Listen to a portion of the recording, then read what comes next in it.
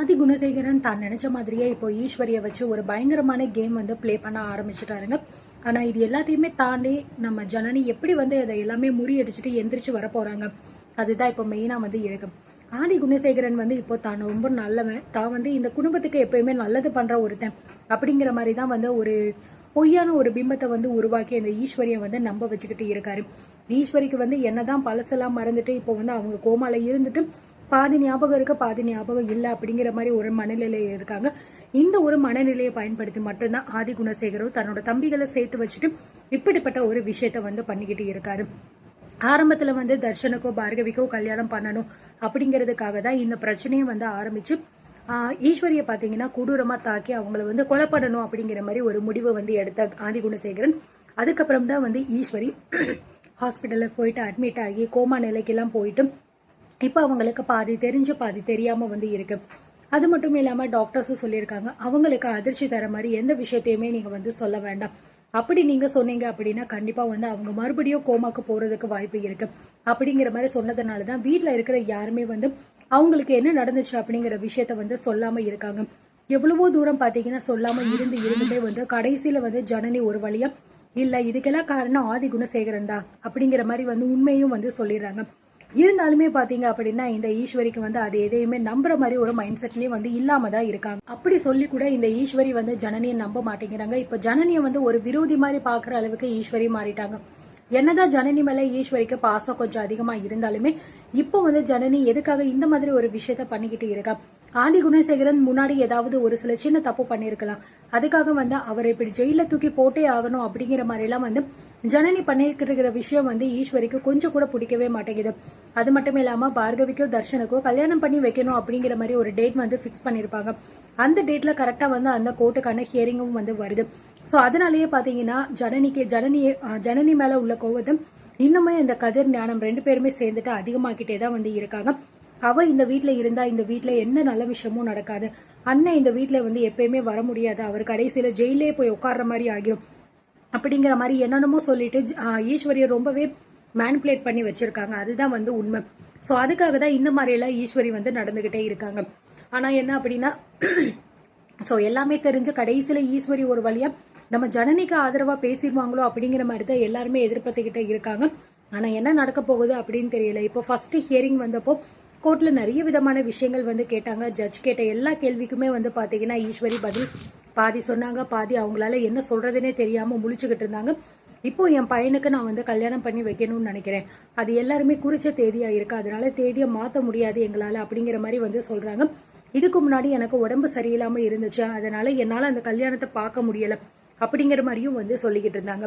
So நீங்க எதுக்காக உடம்பு சரியில்லாம ஹாஸ்பிட்டல் எல்லாம் இருந்தீங்க அப்படிங்கிற மாதிரி ஜட்ஜ் கேட்கும் போது அப்போ வந்து பாத்தீங்கன்னா ஈஸ்வரிக்கு என்ன சொல்றதுன்னு தெரியாம நான் மாடியில இருந்து தவறி கீழே விழுந்துட்டேன் அப்படிங்கிற மாதிரி சொன்னாங்க. அந்த நேரம் பார்த்து ஜனனி வந்து எதுக்காக ஈஸ்வரி இப்படி வந்து பொய் சொல்றா அப்படிங்கிற மாதிரி வந்து ரொம்பவே வந்து எமோஷனலா வந்து எந்திரிச்சிட்டு வந்துட்டு இல்ல இவங்க வந்து பொய் சொல்றாங்க, இவங்க வந்து இப்படி தவறியெல்லாம் கீழே விழுகல, இவங்கள ஆதி குணசேகரன் தான் கொடூரமா தாக்கி கொலை பண்ணணும்னு முயற்சி பண்ணாரு.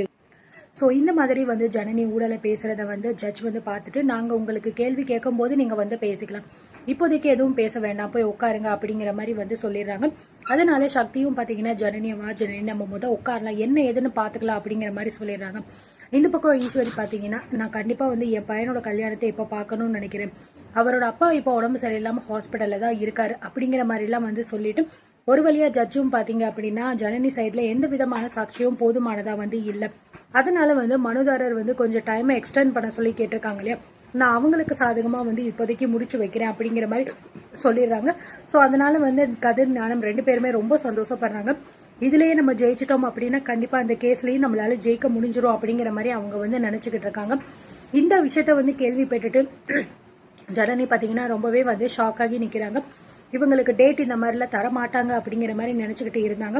ஆனா ஜட்ஜு வந்து போதுமான சாட்சி இல்லாத அப்படிங்கறதுனால வந்து வேற வழி இல்லாம தேதியை வந்து தள்ளி வைக்கிறேன், ஆனா தேதி இப்போதைக்கு என்னால சொல்ல முடியாது அப்படிங்கிற மாதிரி வந்து சொல்லிடுறாங்க. சரி அப்படின்னு சொல்லிட்டு எல்லாருமே கிளம்பி போனதுக்கு அப்புறம் ஜனனி பாத்தீங்க அப்படின்னா அப்படியே நின்றுகிட்டே வந்து லைட்டா மயங்கிடுறாங்க. அதை பார்த்தோன்னே வந்து ஈஸ்வரிக்கு ரொம்பவே பதட்டமாயிருது. போகலாம் அப்படின்னு நினைக்கும் போது இங்கே கதிர் ஞானம் 2 பேருமே வந்து தடுத்துறாங்க. அனி நீங்கள் இப்போ போகாதீங்க, இது கோர்ட்டு, அவங்க வந்து நமக்கு ஆப்போசிட் டீம், நம்ம இப்போ வந்து போகக்கூடாது, நீங்கள் வாங்க அப்படிங்கிற மாதிரி வந்து சொல்லிட்டு அவங்க வந்து வெளியே கூட்டிட்டு போயிடுறாங்க. அதுக்கப்புறம் பார்த்தீங்கன்னா வெளியில் வந்தோடனே ஈஸ்வரி வந்து லாயர்கிட்ட கேட்குறாங்க. அதுக்கு முன்னாடியே லாயர் வந்து ஃபோன் பண்ணி இங்கே ஆதி குணசேகரன் கிட்ட எல்லா விஷயத்தையுமே வந்து சொல்லிடுறாரு. கேஸ் வந்து நமக்கு சாதகமாக தான் முடிய போகுது போல இருக்கு. இப்போ உங்களுக்கான ஹியரிங் பார்த்தீங்கன்னா தள்ளி வச்சுட்டாங்க. இப்போ வரைக்கும் நமக்கு எந்த பிரச்சனையும் கிடையாது, தாராளமாக நீங்கள் வந்து வீட்டுக்கு போகலாம். அதுக்கப்புறம் டேட் நமக்கு அனௌன்ஸ்மெண்ட் பண்ணதுக்கப்புறம் நம்ம மற்ற விஷயத்த வந்து பார்த்துக்கலாம். ஸோ கண்டிப்பாக இந்த கேஸில் வந்து நம்ம தான் சார் ஜெயிப்போம், நீங்கள் எதை நினச்சோ கவலைப்படாதீங்க அப்படிங்கிற மாதிரி வந்து பார்த்தீங்கன்னா அந்த வக்கீல் சொல்லிடுறாரு. இதனால ஆதி குணசேகரனுக்கு ரொம்பவே வந்து சந்தோஷமாயிருது. சரி, இதுக்கப்புறம் நம்ம இப்படி தனியாக இருக்க வேண்டாம், வீட்டுக்கு கிளம்பிடலாம் அப்படிங்கிற மாதிரி வந்து நினச்சிக்கிட்டு இருக்காரு. இந்த பக்கம் பார்த்தீங்கன்னா ஈஸ்வரி வெளியில் வந்தவுடனே வக்கீல் கிட்ட கேட்குறாரு, இந்த கேஸ் வந்து அதுக்கப்புறம் பார்த்தீங்கன்னா நிற்குமா நிற்காதா, எதுக்காக இந்த கேஸை வந்து இந்த மாதிரி போய்கிட்டு இருக்கா அப்படிங்கிற மாதிரிலாம் கேட்குறாங்க.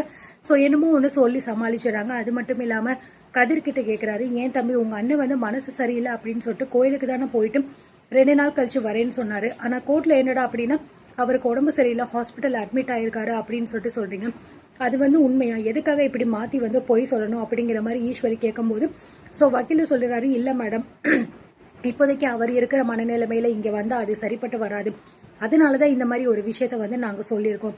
ஆனால் ஜனனி வந்து நீங்கள் கொடுத்தது ஃபேக் ரிப்போர்ட் அப்படிங்கிற மாதிரிலாம் வந்து சொல்லிக்கிட்டு இருக்காளே அப்படின்னு சொல்லும்போது உடனே பார்த்தீங்கன்னா இங்கே வக்கீல் சொல்கிறாரு, மேடம் அவங்க வந்து நமக்கு எதிர்த்தரப்பு, அவங்க என்ன சொன்னாலுமே நம்மளை வந்து ஏதாவது சொல்லணும் அப்படிங்கிறதுக்காக தான் பண்ணுவாங்க, நீங்கள் அதை பற்றிலாம் வந்து நினைக்காதீங்க அப்படிங்கிற மாதிரி வந்து சொல்லிடுறாங்க. ஸோ அந்த நேரம் பார்த்து இங்கே சக்தி ஜனனியை வந்து கூட்டிகிட்டு வெளியில் வந்துக்கிட்டு இருக்காரு. ஸோ வெளியில் வந்துட்டு அவங்கள கிராஸ் பண்ணி போகும்போது உடனே ஈஸ்வரி பார்த்தீங்கன்னா சக்தி அப்படின்னு சொல்லிட்டு கூப்பிடுறாங்க. இவங்க 2 பேருமே வந்து போனோடனே சக்தியை பார்த்துட்டு இப்போ எப்படி இருக்குது, பரவாயில்லையா, ஏதாவது வாங்கி கொடுத்தியா அப்படின்னு கேட்கும்போது இளநீ வாங்கி கொடுத்தேன், இப்போ பரவாயில்ல அப்படிங்கிற மாதிரி சொல்கிறாங்க. உடனே பார்த்தீங்க அப்படின்னா இது ஜனனியை பார்த்து ஈஸ்வரி வந்து சொல்கிறாங்க, இந்த கேஸில் இப்போ ஒரு தீர்ப்பு வந்து கிடைச்சிருக்கு, இந்த தீர்ப்பு வந்து உண்மையானது, நியாயமானது, இப்பயாவது இந்த கேஸ் எல்லாமே வந்து பண்ணுறதை நிப்பாட்டிட்டு நம்ம வீட்டுக்கு வந்து சேர்ற வழியை பாருங்க அப்படிங்கிற மாதிரி வந்து 2 பேரையும் பார்த்து சொல்லும் போது உடனே பார்த்தீங்கன்னா ஈஸ்வரி இங்கே ஜனனிக்கு வந்து கோபம் வருது. என்னக்கா, என்ன நியாயம்னு நீங்கள் சொல்லிக்கிட்டு இருக்கீங்க, இப்போ நடந்தது வெறும் உங்களுக்கு சாதகமாக நடந்த ஒரே ஒரு விஷயம் மட்டும்தான், இதுக்காக இந்த கேஸ் அப்படியே வந்து மாறிடும், நாங்கள் தோற்று போயிடுவோம் அப்படின்னு நீங்கள் நினைக்கவே கூடாது. என்னவா இருந்தாலும் சரி, அவரை நான் ஜெயிலுக்கு அனுப்பாமல் விடவே மாட்டேன். அவர் ஹாஸ்பிட்டலில் இருக்கிறேன்னு சொல்லி சொன்னாங்களே, அது உண்மையா, அது பொய், அது ஒரு ட்ராமான்னு உங்களுக்கு நல்லாவே தெரியும். இருந்தாலும் நீங்கள் அவருக்கு சப்போர்ட் பண்ணுறீங்க அப்படிங்கிறது தான் எனக்கு ரொம்ப ஆச்சரியமாக இருக்கு. அது மட்டும் இல்லாமல் ஒரு ஃபேக் சர்டிஃபிகேட்டை ரெடி பண்ணி தான் இவங்க கோர்ட்டில் கொடுத்துருக்காங்க. அதெல்லாம் ப்ரூஃப் பண்ணுறதுக்கு எங்களுக்கு ஒரு காலம் வரும். அப்போ கண்டிப்பாக இந்த கேஸில் நாங்கள் தான் ஜெயிக்க போகிறோம். கூடிய சீக்கிரத்திலேயே ஆதி குணசேகரன் நான் இந்த கேஸ் மூலமாக ஜெயிலில் தள்ள போகிறது உறுதி தான் அப்படிங்கிற மாதிரி வந்து சொல்கிறாங்க. இதனால ஈஸ்வரிக்கு பார்த்தீங்கன்னா கோபம் வந்து அதிகமாக வருது. ஸோ அதனாலேயே வந்து ஜனனிக்கும் ஈஸ்வரிக்கும் இடையில ஒரு பெரிய பிரச்சனை வந்து நடக்க போகுது.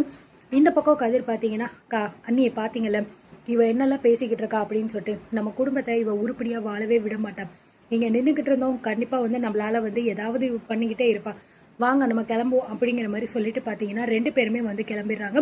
ஸோ அடுத்தடுத்து என்ன சுவாரஸ்யமான விஷயங்கள் நடக்க போகுது அப்படிங்கிறத பார்த்து தெரிஞ்சுக்கலாம். நம்ம சேனலை சப்ஸ்கிரைப் பண்ணி வச்சுக்கோங்க.